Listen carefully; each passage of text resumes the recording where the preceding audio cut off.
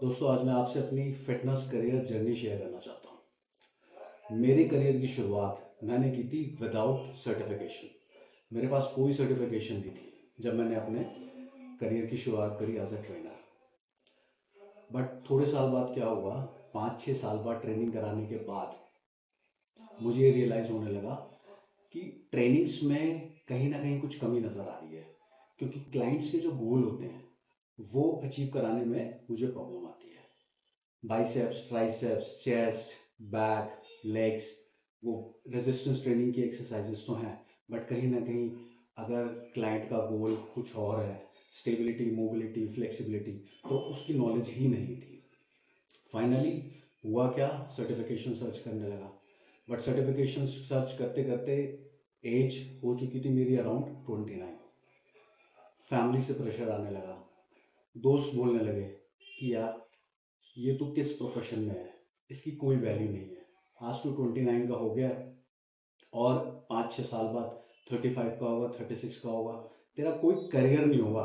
ये कोई करियर नहीं है, ये तो बस ये है कि जब तक तुम्हें कोई जॉब नहीं मिलती किसी कंपनी में, तब तक तुम as a part time job कर लो एज अ ट्रेनर, बिकॉज तुम्हारा शौक है एक्सरसाइज।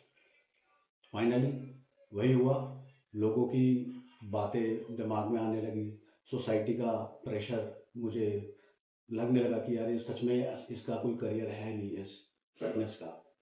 एंड फिर मुझे लगने लगा नहीं यार, ठीक कह रहे हैं, 5-6 साल बाद मैं क्या करूँगा। फाइनली मैंने इंडस्ट्री छोड़ दी।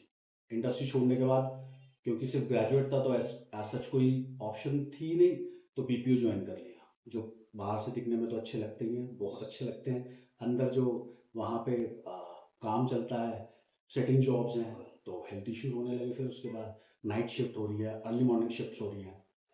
फाइनली फिर मुझे लगा नहीं यार, ये तो 6-7 साल मुझे मुझे रियलाइज़ होने लगा कि मैं अब इसको लॉन्ग टर्म नहीं कर सकता। ये वो काम नहीं है कि जिसको मैं अपनी पूरी लाइफ कर पाऊँ। फाइनली मैंने अब डिसाइड किया कि जिसको जो बोलना है उसे बोलने दो, मैं वो करूँगा जिस काम में मैं खुश रहूँगा। उसके बाद मैंने सर्टिफिकेशंस दोबारा सर्च करे इंडस्ट्री में कम बैक करने के लिए। तब मुझे क्लासिक फिटनेस एकेडमी के बारे में पता लगा और क्लासिक फिटनेस एकेडमी में आया। यहाँ पे मैंने अपना एस पर्सनल ट्रेनर कोर्स में एडमिशन लिया। मैंने अपना कोर्स कंप्लीट किया, एस का एग्ज़ाम क्लियर किया फर्स्ट अटेम्प्ट में। क्योंकि क्लासिक फिटनेस एकेडमी जो कोर्स, उनके जो प्रिपरेशन की जो टेक्निक है वो ये है कि माइंड में सारी की सारी पूरा का पूरा कोर्स, पूरी प्रेप इस तरीके से कराई जाती है कि कुछ भी मिस नहीं होता है। और होता ये है कि ये एग्ज़ाम जो होता है ना, ये कॉन्सेप्चुअल होता है। एस का एग्ज़ाम, इसमें ऐसा कुछ भी नहीं है कि आपको कुछ रटना पड़ेगा। हाँ, एनाटॉमी एक ऐसी लैंग्वेज है जिसको याद करना पड़ता है, अदरवाइज जो बाकी जो टॉपिक्स हैं उनको समझना पड़ता है, वो कॉन्सेप्ट क्लियर करना पड़ता है।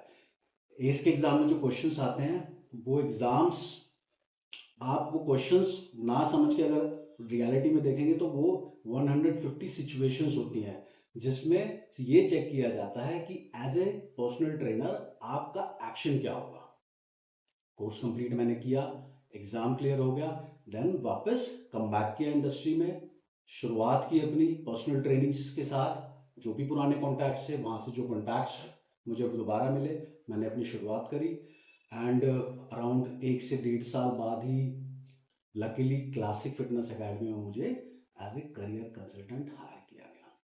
तो फिलहाल मेरी जर्नी ऑन है फिटनेस इंडस्ट्री में, और मैं खुश रहता हूँ अपने काम में, मज़ा आ रहा है मुझे अपना काम में। यही मेरी जर्नी थी दोस्तों, जो मैंने आपके साथ शेयर की है। Thank you.